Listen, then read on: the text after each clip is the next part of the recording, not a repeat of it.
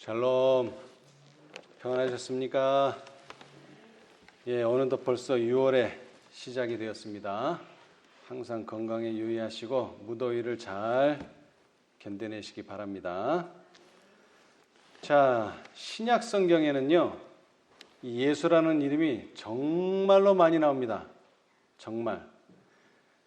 이 1471번이라고 하는 엄청난 숫자에 예수님이 언급됩니다.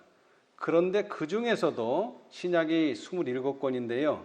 이 4권, 마태, 마가, 누가, 요한복음에 이 4책에서만 무려 1096회나 나옵니다. 그러니까 예수라는 이름은 거의 사복음서에 쓰여 있다고 해도 과언이 아니에요. 그런데 반면에 그리스도라고 하는 이 명칭은요, 신약 성경에는 563회 정도 나오는데 사복음서에는 62회밖에 안 나와요. 그래서 이거를 이 분수로 나타내 보니까 사복음서의 예수는 9분의 6, 그런데 그리스도는 9분의 1밖에 안 나와요. 왜 이렇게 예수라는 명칭과 그리스도라는 명칭이 이렇게 극과 극의 차이를 보이느냐? 그것은 여러분이 아시는 것처럼 예수님을 그리스도로 인정하는 사람이 아주 소수, 극소수입니다. 아주 극소수. 그 중에 한 사람이 우리가 가정 공부 시간에 공부한 누굽니까? 바로 사마리아 여인입니다. 자, 우리 요한복음 4장. 그 극소수 중에 한 명이 바로 사마리아 여인이죠. 요한복음 4장 29절에 그가 이렇게 말합니다. 그녀가 4장 29절, 나의 행한 모든 일을 내게 말한 사람을 와 보라. 이는 누가 아니냐? 그리스도가 아니냐. 아주. 그런데 이렇게 되기까지 예수님과의 대화가 좀 나옵니다. 그렇죠? 이렇게 되기까지, 예수님을 그리스도로 인정하기까지 대화가 나와요. 그 첫 번째 대화는 바로 목마르지 않는 샘물에 대한 이야기가 나오고요. 그것을 여인은 갈망했어요. 그런데 예수님께서 갑자기 이런 질문을 하십니다. 4장 16절, 가라사대 가서 내 남편을 불러오라. 여러분, 왜 갑자기 대화가 바뀌었을까요? 왜 내 남편을 불러오라 그랬을까요? 바로 이 여인이 가장 이야기하고 싶지 않은 내용, 그리고 이 여인이 가장 죄책감을 느끼는 내용이 바로 남편에 대한 이야기입니다. 그런데 예수님께서 이걸 끄집어냈어요. 왜? 회개 없이는 뭐가 없어요? 그리스도를 인정하기가 어렵습니다. 회개 없이는. 그래서 회개를 불러오기 위해서 예수님께서는 사마리아 여인이 가장 말하기 싫은 부분을 이야기하십니다. 자, 그런데 이 여인은 아니나 다를까 이렇게 대답하지요. 17절, 여자가 대답하여 가로되 나는 뭐가 없나이다? 남편이 없나이다. 아예 대화 자체를 하려고 하지 않아요. 남편이 있습니다. 그런데 뭐 이렇게 저렇게 돼서 저렇게 돼서 지금 남편이 몇 명이나 있습니다. 이런 얘기를 하고 싶지 않아요. 아예 그냥 남편이 없습니다. 딱 한마디로 이야기를 잘라내려고 했어요. 그런데 예수님께서 가라사대 내가 남편이 없다 하는 말이 옳도다. 내가 남편 5이 있었으나 지금 있는 자는 내 남편이 아니니 내 말이 참 되도다. 여러분, 이 말씀에서 저는 좀 예수님의 그 말이 상당히 여인에게 친근감을 줬으리라 이렇게 생각합니다. 자, 남편이 없다는 말이 맞아요? 틀려요? 엄밀하게 말하면 이건 틀린 말입니다. 남편이 있어요, 사실은. 근데 말하고 싶지 않아서 없다고 얘기했는데 예수님은 그 말이 뭐하다고요? 옳다. 그 다음에 참되다. 자, 이 여자는 육신적인 이야기를 했는데 예수님은 어떤 이야기를 했어요? 영적인 이야기를 하는 거예요. 영적으로 네 남편 없는 거 맞다는 거예요. 영적으로는 없어요, 남편이. 6명 아니라 7명 아니라 10명이 있어도 그거는 인간의 남편은 되지만 영적인 남편은 절대로 될 수 없습니다. 누가 영적인 남편이 되어야 합니까? 예수님 자신이 영적인 남편이 돼야 되기 때문에 이건 예수님은 영적으로 이야기하기 때문에 이게 맞는 말이에요. 옳은 말이고. 예. 그래서 여자가 뭐라 그랬어요? 자기 과거를 다 아니까. 내가 보니 선지자로소이다. 이제 선지자까지는 왔어요. 자, 그리고 나서 이제 논쟁에 대한 답을 원합니다. 선지자시니까 좀 답을 해 주십시오. 25절. 여자가 가로되 메시아 곧 그리스도라 하는 이가 오실 줄을 내가 아노니 그가 오시면 모든 것을 우리에게 고하시리이다. 이러시면서 이렇게 말하면서 여인이 이미 앞전에 뭐를 물어봤어요? 예배 장소는 어디가 옳습니까? 유대인들은 예루살렘에서 하라 그러고 사마리아인들은 자기네 산에서 하라 그러고 도대체 어디가 정말 맞습니까? 선지자시면 좀 답을 주십시오. 그 다음에 또 하나의 신앙적 논쟁 중에 하나는 메시아에 대한 견해를 물어봤어요. 그랬더니 예수님께서 뭐라고 직접적으로 말씀하셨죠? 예수께서 이르시되 내게 말하는 내가 그러라. 예. 여기 그러라 하는 말이 좀 재밌어요. 예수님이 내가 바로 메시아다 이렇게 말하면 얼마나 좋아요? 근데 예수님은 사복음서를 아무리 찾아봐도 내가 그리스도다라고 말하신 적이 없어요. 내가 길이요 진리요 생명이요 나는 생명의 떡이니 뭐 이런 말씀을 하셨지만 내가 그리스도다라는 말씀은 한 번도 하신 적이 없어요. 그러나 그분은 그리스도가 맞습니다. 이 말을 듣고 바로 사마리아 여인은 그를 그리스도로 인정했죠. 자, 예수님을 그리스도로 인정한 또 다른 한 사람이 있습니다. 예수님의 제자 중에 한 사람인데 누굽니까? 바로 베드로입니다. 베드로. 자, 마태복음. 이게 인정하기가 쉽지 않습니다. 물론 예수님의 제자이니까 사마리아 여인보다는 좀 쉬웠을 수 있을지 모르지만 하여튼 이 시대에는 예수님을 그리스도로 인정하기가 쉽지 않습니다. 그런데 베드로가 그 일을 했습니다. 마태복음 16장. 마태복음 16장 13절. 예수께서 가이사랴 빌립보 지방에 이르러 제자들에게 물어 가라사대 사람들이 인자를 누구라 하느냐. 예수님께서 질문을 하셨어요. 제자들에게. 자, 사람들이 나를 누구라 하느냐. 자, 누구라고 합니까? 침례 요한이다. 또는 엘리야다. 또는 선지자 중에 하나다. 근데 뭐가 아직 안 나왔어요? 메시아. 메시아는 안 나와요. 사람들이 다 침례 요한이다. 엘리야다. 예레미야다. 이 셋 중에 하나는 말하는데 정작 그리스도시라고 말하는 사람들은 없어요. 자, 가라사대 15절. 그럼 너희는 나를 누구라 하느냐. 이제는 사람들이 아니고 이 여론이 아니고 너희 내 제자인 너희는 나를 누구라고 생각하느냐. 그때 16절 시몬 베드로가 대답하여 가로되 주는 무엇이요? 그리스도시요 살아계신 하나님의 아들이시니이다. 아멘. 여러분 이거만큼 확실한 대답이 어디 있습니까? 이거만큼 확실한 대답. 왜? 이때 당시에는 그리스도를 인정하거나 그리스도를 시인하면 뭐 당한다고요? 출교당합니다. 자, 요한복음 보십시다. 요한복음 9장 22절. 누가 한번 큰 소리로 읽어보세요. 요한복음 9장 22절.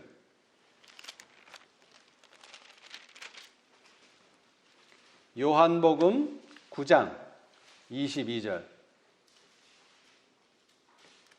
요한복음 9장 22절. 그가 이렇게 말한 것은 이미 유대인들이 누구든지 예수를 그리스도로 시인하는 자는 출교하기로 결의하였으므로 저희를 무서워함이로라. 아멘. 이 성경에 출교라는 단어가 잘 안 나옵니다. 아주 귀한 단어인데 여기에 나와요. 어떤 사람을 출교시킨다고요?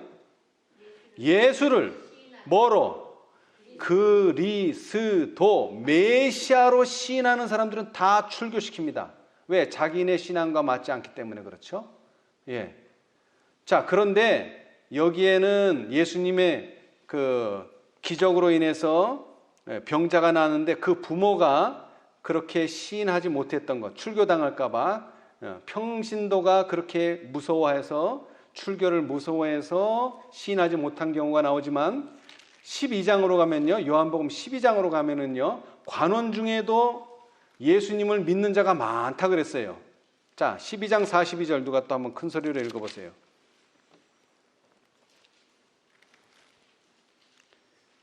요한복음 12장 42절. 그러나 관원 중에도 저를 믿는 자가 많은데 바리새인들을 인하여 드러나게 말하지 못하니 이는 추례를 당할까 두려워함이라. 아멘. 여러분, 성경은 말합니다. 관원들이 다 예수를 부인했다고요?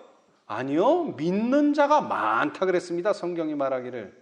요한이 볼 때 관원 중에도 저를 믿는 자가 많았어요. 왜? 말씀이 너무나 귀하고 너무나 훌륭한 말씀이기 때문에, 영감적인 말씀이기 때문에 믿는 자가 많았어요. 그런데 뭐 하는 사람은 없어요.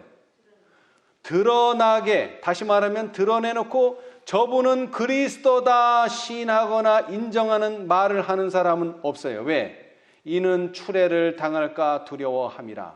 이런 시대에 사마리아 여인이 그리스도를 인정하고 이런 시대에 베드로가 인정했다는 것은 대단한 일입니다. 그렇죠? 예. 자, 뿐만 아니라 이 그리스도라는 뜻은 하나님이십니다. 또는 예수님은 신성을 가지셨습니다. 이런 뜻이죠. 예수님이 신성을 드러날 때마다 무슨 일이 벌어지는 줄 아세요? 자, 8장. 요한복음 8장. 예수님의 신성이 드러날 때마다 유대인들이 하는 행동이 있어요. 그리스도로 드러나실 때마다 8장 56절로 59절. 요한복음 8장 56절로 59절. 너희 조상 아브라함은 나의 때 볼 것을 즐거워하다가 보고 기뻐하였느니라. 유대인들이 가로되 내가 아직 50도 못 되었는데 아브라함을 보았느냐?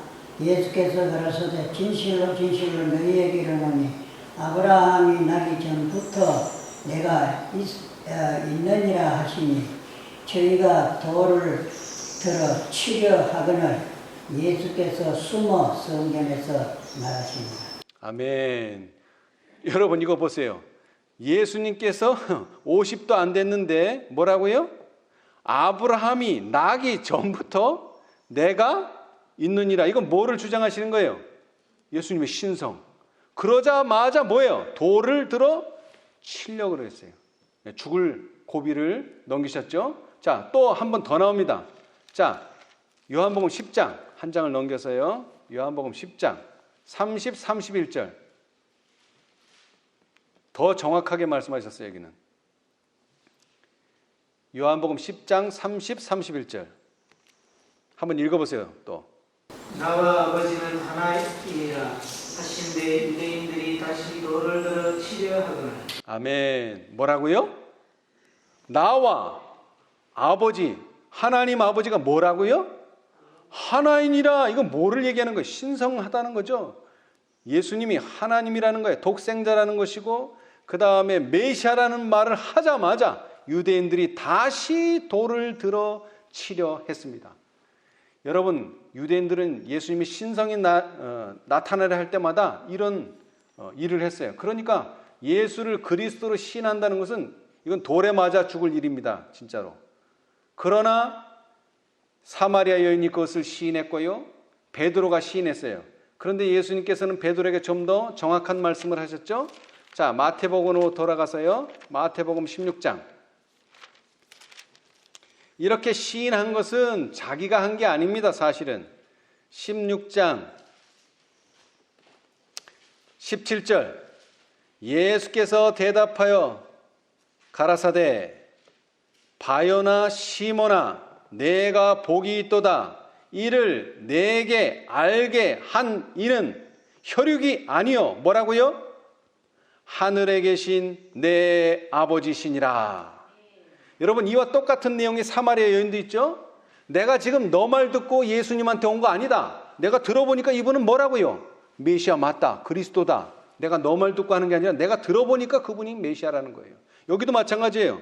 이거는 혈육으로 말하는 게 아닙니다. 뭐래요? 하늘에 계신 내 아버지가 그렇게 했다는 거예요. 사실은 하늘에 계신 내 아버지가 무엇을 통해서요? 성령을 통해서 그렇게 역사했다는 거예요. 네가 네 생각으로 말한 게 아니라는 거예요. 성령의 감동을 받아서 네가 지금 주는 그리스도시여 살아계신 하나님의 아들이시니이다.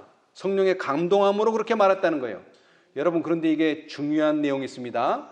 이렇게 힘든 상황에서 예수님을 메시아로 인정하는 이렇게 힘든 상황에서 예수님을 메시아로 인정하면 그 다음 단계가 뭔지 아세요? 자, 18절. 또 내가 내게 이르노니 너는 베드로라. 내가 이 반석 위에 내 교회를 세우리니 음부의 권세가 이기지 못하리라. 아멘. 여러분, 예수님을 메시아로 인정하면 무슨 일이 벌어지는지 아세요? 그 다음이 교회를 세울 수 있게 됩니다. 그렇게 되면 교회를 세울 수 있어요. 예. 자, 여기서 이 반석은 뭡니까? 뭐 위에 교회를 세워야 돼요? 예수님 위에 세워야 돼요. 그러나 이것은 이중적인 의미가 있어요. 또 뭐가 있어요? 예수를 그리스도라고 인정하는 이 사실 위에다가 교회를 세울 수 있지, 그 인정이 없으면 절대로 교회를 세워서는 안 됩니다. 그 교회는 무너져요. 음부의 권세가 이기지 못하지 않고 음부의 권세가 이겨요. 우리는 예수님을 그리스도로 인정해야 됩니다. 예. 그리고 말씀하시기를 19절. 내가 천국 열쇠를 내게 주리니 내가 땅에서 무엇이든지 매면 하늘에서도 매일 것이요 내가 땅에서도 무엇이든지 풀면 하늘에서도 풀리리라 하시고, 이것은 교회에 주어진 권세인과 아울러요 하나님과 살아있는 관계를 가지고 있을 때 얻게 되는 특권입니다. 예. 이것은 그런데 중요한 것이 무엇이냐면은 살아있는 관계라 해야 돼요. 죽은 관계는 필요 없어요. 죽었다는 말이 좀 이상한데 살아있는 관계란 무엇이냐면 현대 진리 위에 세워져야 돼요. 현재 진리 위에. 과거 진리도 아니고요 미래 진리도 아니고 현재의 진리, 현재의 살아있는 관계가 유지돼야 돼요. 그래서 예수님께서 요한복음 17장 3절에 영생은 곧 유일하신 참 하나님과 그의 보내신 자 예수 그리스도를 아는 것이니이다 그랬는데, 여기서 참 관계는 유대인들이 말했어요. 하나님을 믿는다고 말해 유대인들이. 그런데 뭐는 부인해요? 그의 보내신 자 예수 그리스도는 부인해요. 하나님을 믿으니 또 나를 믿으라. 요한복음 14장 1절. 다시 말하면 나를 안 믿는다는 것은 누구를 안 믿는다는 거예요? 하나님을 안 믿는다는 것이요. 왜? 하나님이 나를 보내셨기 때문에. 그를 보내셨어요. 그의 보내신 자가 예수 그리스도예요.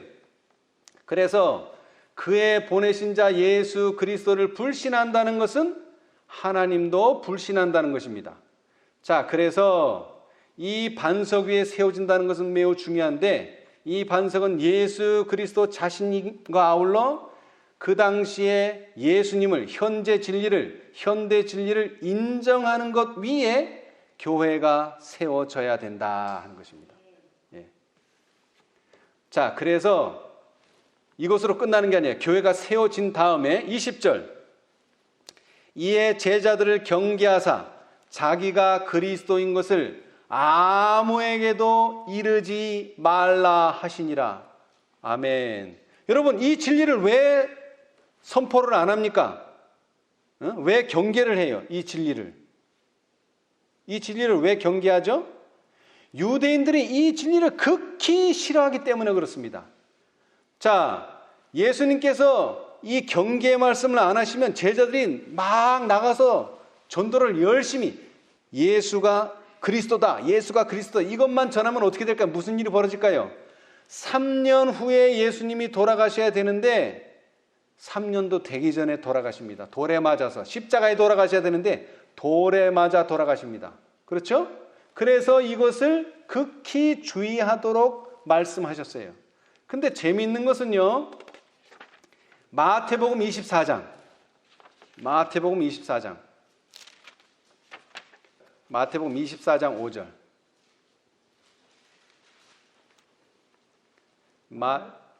많은 사람이 내 이름으로 와서 이르되 나는 그리스도라 하여 많은 사람을 미혹해 하리라.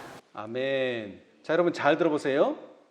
예수님 본인은 정말로 자기가 그리스도이면서 내가 그리스도라라는 말씀을 한 번도 하신 적이 없어요. 그런데 말세에 예수님의 재림하실 때, 재림하시기 직전에는 많은 사람이 자기 이름, 내 이름으로 와서, 예수님 이름으로 와서 뭐라 그래요?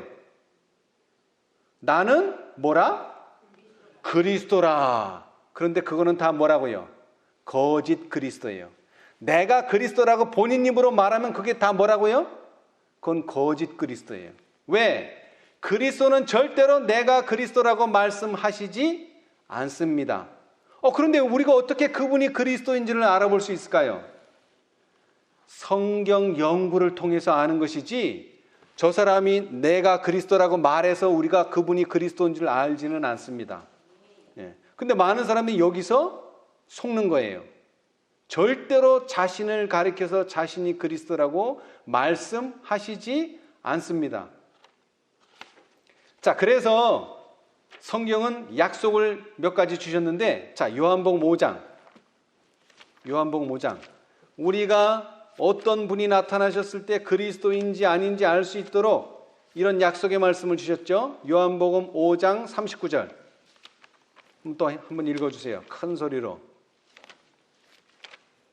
너희가 성경에서 영생을 얻는 줄 생각하고 성경을 상고하거니와 이 성경이 곧 내게 대하여 증거하는 것이로다. 아멘.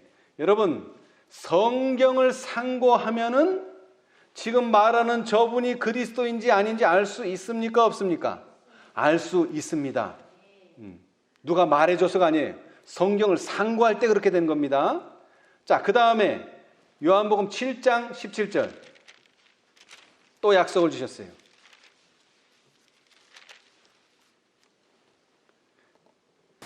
사람이 하나님의 뜻을 행하려 하면 이 교훈이 하나님께로서 왔는지 내가 스스로 말함인지 알리라. 아멘. 여러분, 성경은 공부한다고 되는 책이 아닙니다. 뭐 할 때요? 실천할 때에 비로소 이게 하나님의 교훈이구나 하는 걸 아는 거지, 이론만 가지고는 절대로 알 수가 없습니다. 우리는 실천해야 돼요. 하나님의 뜻을 실천하다 보면 이건 하나님의 말씀이야, 이분은 그리스도셔, 알게 된다는 거예요. 그래서 누가복음에 보면 예수님이 부활하셨어요. 근데 부활하실 때 제자들의 형편이 어땠습니까? 아니, 왜 예수님이 돌아가셨지? 이해가 안 되는 거예요. 그래서 슬픔으로 숨어 있었어요. 그럴 때 엠마오로 가는 두 제자에게 나타나셔서 내가 그리스도야라고 말씀하셨습니까? 예수님께서? 아니요, 한 말씀도 안 하시고 누가복음 24장 27절. 누가복음 24장 27절. 내가 그리스도야 하면 다 끝날 일이에요. 그러나 그렇게 말씀하지 않으셨어요. 자, 누가 또 한번 큰 소리로 읽어주세요. 누가복음 24장 27절. 이에 모세와 및 모든 선지자의 글로 시작하여 모든 성경에 쓴 바 자기에 관한 것을 자세히 설명하시니라. 아멘. 여러분, 이 설명이 필요한 것입니다. 이 설명을 듣고 나면 이분이 누구라고요? 예수라는 것을 알 수가 있어요. 그래서 32절에는 저희가 서로 말하되 길에서 우리에게 말씀하시고 우리에게 성경을 풀어주실 때에 우리 속에서 뭐가 뜨겁지 아니하더냐? 마음이 뜨겁지 아니하더냐? 이게 성령의 감동이에요. 이 감동만이 저분은 그리스도라는 것을 보여주는 것이지, 말로써 내가 그리스도야, 이것은 아무런 의미가 없습니다. 맞습니까? 자, 예수님 당시에 예수님을 그리스도로 인정하는 것이 매우 중요했던 것처럼 재림운동 당시에도 첫째 천사, 둘째 천사, 셋째 천사의 기별을 인정하고 받아들인 사람들이 제7일 안식일 예수 재림교회를 세웠어요. 자, 우리 봅시다. 증언의 말씀에 있는 이야기니까요. 자, 선지자 왕이 있어요. 선지자 왕. 제가 항상 강조하지만 대쟁투 총서가 5권인데 가장 마지막에 쓰여진 책이 어느 책이라고요? 선지자 왕입니다. 299페이지. 선지자 왕 299페이지. 인정한다는 것이 그렇게 중요합니다. 현대 진리를 인정한다는 것이. 299페이지. 소제목은 지식이 없으므로 망함이죠.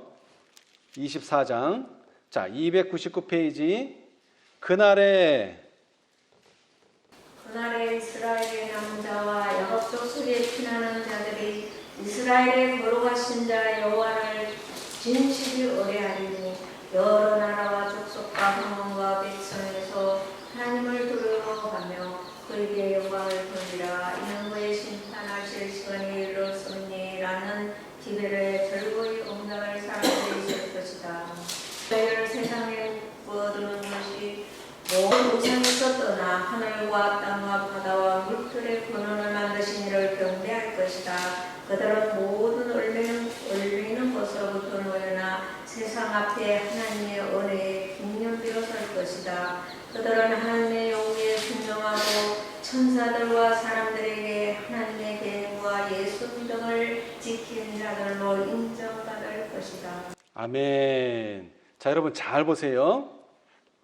여러 나라와 족속과 방언과 백성에서 하나님을 두려워하며 그에게 영광을 돌리라. 이는 그의 심판하실 시간이 이르렀음이니 라는 기별에 즐거이 응답할 사람들이 있을 것이다 그랬는데, 이 기별은 성경책 어디에 나오는 기별입니까? 계시록 14장 6절 7절 첫째 천사의 기별에 나오는 내용이죠. 이 첫째 천사의 기별에 즐거이 응답하는 사람, 시인하는 사람, 인정하는 사람들이 있다는 거예요. 그렇죠?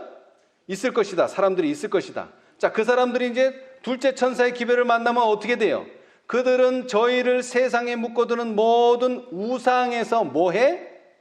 떠난다 그랬어요. 떠나. 이 떠나는 것이, 분리되는 것이 둘째 천사의 기별이에요. 그렇죠? 그들은 모든 얽매이는 것으로부터 놓여나. 이거 둘째 천사의 기별이에요. 그러면 어떻게 되느냐? 셋째 천사의 기별. 그렇죠? 하나님의 계명과 예수 믿음을 지키는 자들로 인정받을 것이다. 셋째 천사의 기별. 첫째, 둘째, 셋째가 다 나와 있어요. 첫째 천사의 기별에 응답할 사람이 있을 것이고요, 둘째 천사의 기별에 응답할 사람이 있을 것입니다. 그러면 어떻게 돼요? 그런 사람들은 연단을 받아 최종적으로 셋째 천사의 인정을 받을 것입니다. 뿐만 아니라 이제 멀지 않은 시기에 뭐가 올 것입니까? 뭐가 내릴 것입니까?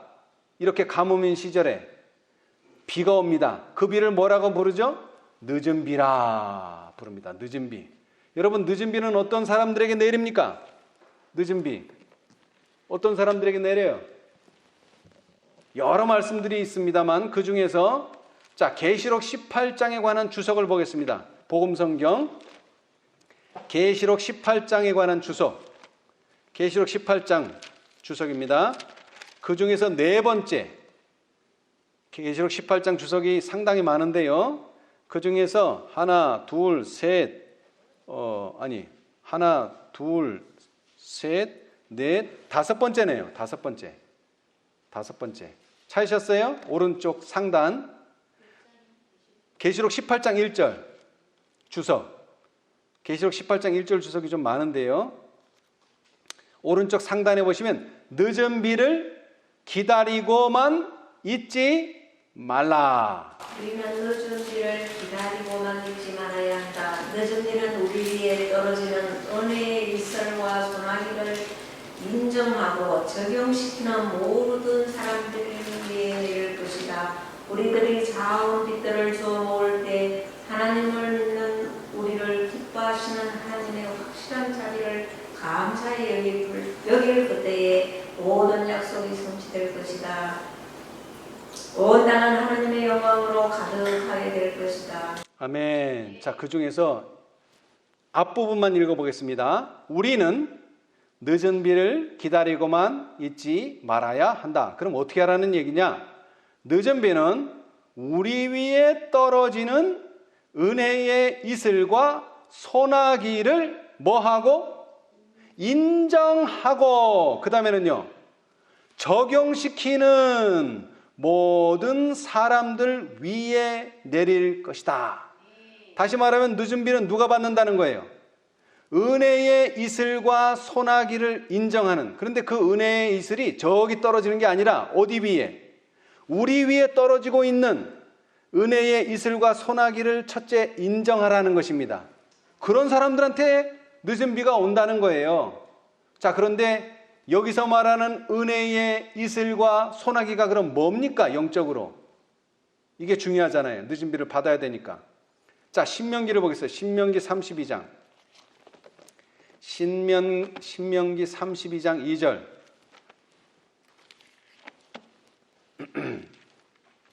신명기 32장 2절.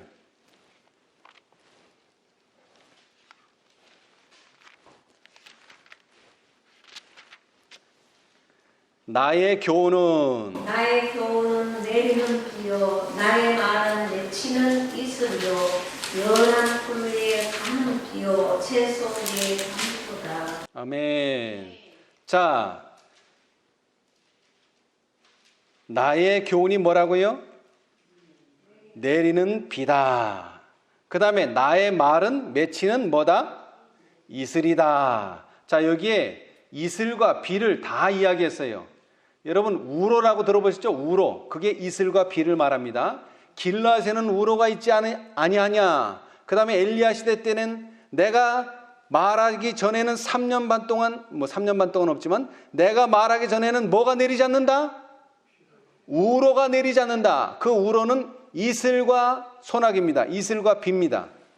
그런데 그 똑같은 내용이 신명기에도 있는데 나의 교훈은 내리는 비요 나의 말은 맺히는 이슬이라. 중복돼서 사용됐는데 나의 교훈은 다름이 아닌 가르침, 영어로는 doctrine 또는 한국말로 하면 교리. 나의 교리는 내리는 비요. 이것이 신약에서는 에베소 4장 14절에 보시면은요, 이는 우리가 이제부터 어린아이가 되지 아니하여 사람의 괴술과 간사한 유혹에 빠져 모든 교훈의 풍조에 밀려 요동치 않게 하려 함이라. 여기서 말하는 교훈도 닥트린입니다. 가르침 또는 교리. 교리의 바람이 막 밀려올 때 어린아이가 아니고 그리스도의 장성한 분량 또는 셋째 천사의 기별에 확실하게 선 자들은 절대로 바람에 밀려 요동하지 않습니다. 예. 그런데 이 예수를 그리스도로 시인한 사마리아 여인의 끝부분이 뭐냐 하면은 추수에 관한 내용입니다. 추수에 관한 내용. 자, 이것도 한번 보시겠습니다. 자, 시대의 소망 192페이지. 자, 이 말씀을 읽기 전에 여러분, 은혜의 이슬과 소나기가 뭘 위해서 필요합니까? 은혜의 이슬과 소나기가 왜 필요해요? 수확을 하려니까 필요하죠. 수확을 하려니까. 그렇죠? 추수를 하려니까 자라나도록 해서 결국 추수하게 되고 수확하게 되기 위해서 은혜의 이슬과 소나기가 필요한 것입니다. 자, 192페이지, 시대의 소망 192페이지.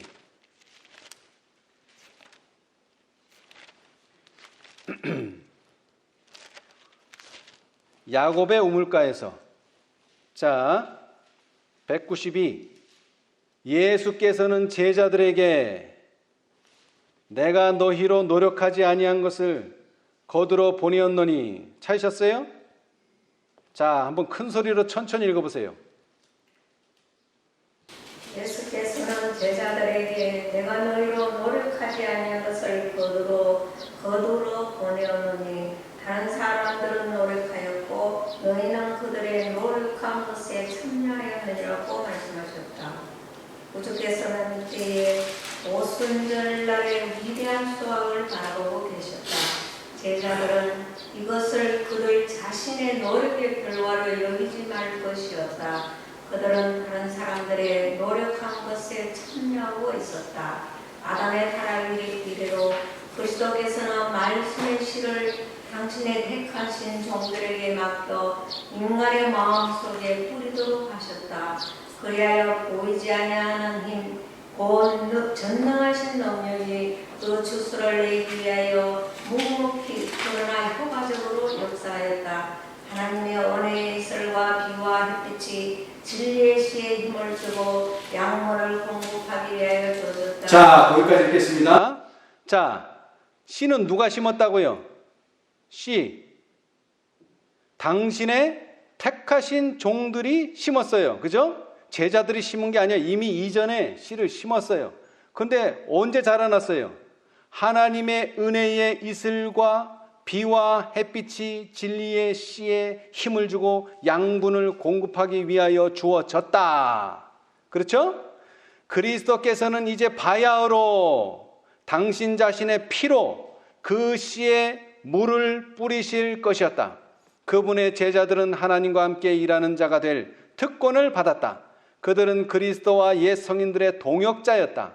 오순절에 성령을 부어주심으로 말미암아 수천 명이 하루에 회개하게 될 것이었다. 이것은 그리스도께서 파종하신 결과 곧 그분의 사업의 수확이었다. 아멘. 여러분, 늦은 비 때 그렇게 많은 사람들이 나오는데 그거 다 우리가 씨 뿌린 겁니까? 아니요. 이전에 사람들이 씨를 뿌려놨어요. 여러분 1844년 이후로 벌써 180년 가까이 우리 이전 사람들이 다 씨 뿌렸어요. 그러나 추수는 누구에게 맡겨졌어요? 예수님의 제자들 에게 맡겨졌죠. 자, 이 내용이 상당히 중요합니다. 왜냐하면 첫째 천사의 기별, 둘째 천사의 기별, 셋째 천사의 기별, 그래서 결국은 씨를 맺게 해서 짧은 기간에 끝날 줄 알았는데 라오디게아 상태의 교회가 빠져버렸어요. 그래서 100년이 넘어가는 시간이 흐르게 됐어요. 그러면서도 계속 씨는 뿌려지고 있습니다만은 결국 뭐 하는 때가 와야 돼요? 추수하는 때가 와야 되는데 추수하기 전에 이들은 뭘 받아야 돼요? 뭘 받아야 돼요? 은혜의 이슬과 비와 햇빛이 들어가야 돼요. 근데 그게 뭡니까? 그게 말씀인데 특별히 뭐라고요? 계시록 14장의 세 천사와 계시록 18장의 천사들의 기별이 필요하다 이겁니다. 자, 보세요. 14장 7절, 계시록 14장 7절. 그가 큰 음성으로 가로되, 첫째 천사가 큰 음성으로 가로되, 음성 메시지가 있어요. 음성 메시지. 자, 14장 8절. 다른 천사고 둘째가 그 뒤를 따라 말하되, 여기도 음성 메시지가 있어요. 다른 천사, 곧 셋째가 큰 음성으로 가로되, 계시록 14장 9절, 여기에도 음성 메시지가 있어요. 계시록 18장 1절로 2절, 2일 후에 다른 천사가 흰센 음성으로 외쳐 가로되, 여기도 음성 메시지가 있어요. 자, 그 다음 18장 4절, 하늘로서 다른 음성이 나서, 여기도 음성 메시지가 있어요. 이 음성 메시지를 인정하고 적용시킬 때 늦은 비를 받게 될 것이라는 말씀입니다. 예. 자, 그래서 요한복음 4장 36절로 38절을 다시 읽어보면 거두는 자가 이미 삭도 받고 영생에 이르는 열매를 모으나니 이는 뿌리는 자와 거두는 자가 함께 즐거워하게 함이니라. 여러분, 예수님께서 1844년에 왔으면 뿌리는 자가 거두는 자예요. 그런데 200년 가까이 되면서 이제 뿌리는 자가 따로 있고 거두는 자가 따로 생기게 생겼어요, 지금. 그런즉 한 사람이 심고 다른 사람이 거둔다 하는 말이 옳도다. 내가 너희로 노력지 아니한 것을 거두러 보내었노니 다른 사람들은 노력하였고 너희는 그들의 노력한 것에 참여하였느니라. 이것이 마지막 천사의 추수하는 사업입니다. 천사들의 음성을 통해서 주어지는 은혜의 이슬과 소나기를 볼 수 있기를 바랍니다. 왜? 나의 교훈은 내리는 비요. 늦은 비는 우리 위에 떨어지는 은혜의 이슬과 소나기를 인정하고 적용시키는 모든 사람들 위에 내릴 것이다. 천사들의 음성을 통해서 우리 위에 떨어지는 은혜의 이슬과 소나기를 인정하고 적용시킴으로 늦은 비를 받게 되기를 간절히 바랍니다. 감사합니다. 하늘에 계시는 감사하신 저희들의 아버지, 주님께서 무려 2000년 전 당신의 제자들과 또 사마리아 여인을 통해서 그 시대에 주어진 진리에 응답하는 당신의 백성들을 가지고 계심을 인하여 감사합니다. 그러나 이렇게 그들이 시인하고 인정하기까지 그들에게 많은 믿음이 필요했습니다. 주님 도와주셔서 오늘날 이제 우리 시대에 펼쳐지고 있는 당신의 천사들의 진리를 우리가 인정하고 적용시킬 수 있도록 축복하여 주시옵소서. 베드로가 주는 그리스도시요 살아계신 하나님의 아들이시니이다 라고 인정할 수 있었던 것은 성령의 감동함을 받아서였습니다. 주님 도와주셔서 오늘날 우리도 이러한 성령의 감동, 성경 연구와 예언 연구를 통해서 받을 수 있도록 축복하여 주시옵소서. 그랬을 때에 주님께서 이 반석 위에 교회를 세우라 약속하셨습니다. 주님, 이러한 약속 우리에게 이루어지도록 축복하여 주시고, 그러나 자신이 그리스도임을 함부로 말하지 말도록 경계하셨습니다. 주님 도와주셔서 사람들의 미움을 사고 핍박을 불러일으킬 진리를 전하는 일에 있어서 참으로 뱀같이 지혜롭고 비둘기같이 순결하게 전할 수 있도록 축복하여 주시옵소서. 사람들에게 참으로 계시록 14장 천사와 아울러 계시록 18장 천사를 이해하는 일이 얼마나 어려운지 주님께서 아십니다. 우리의 눈을 모든 편견과 장벽에서 거두어 주시고 있는 그대로의 진리를 볼 수 있도록 축복하여 주시옵소서. 성령께서 우리 모두의 성경 연구에 축복하셔서 이 시대의 진리를 참으로 입으로 시인하고 인정하는 저희 모든 하나님의 백성들 되도록 축복하여 주시옵소서. 또한 이 진리를 우리의 실생활에 실천하고 적용해야 되겠습니다. 이 일에 믿음이 필요하오니 우리의 믿음이 적은 것을 불쌍히 여겨주시고 우리에게 믿음을 더하여 주시옵소서. 또 특별히 우리 중에 육신의 연약한 가운데 있는 형제 자매들 기억하여 주시고 축복하셔서 그들이 참으로 당신의 진리를 시인하고 인정할 때 또한 건강의 축복도 감당할 수 있도록 도와주시옵소서. 또 이 자리에 함께하지 못한 당신의 자녀들 기억하여 주시고 있는 곳에서 당신의 말씀으로 축복해 주시옵소서. 모든 것을 예수님의 이름으로 기도드리옵나이다. 아멘.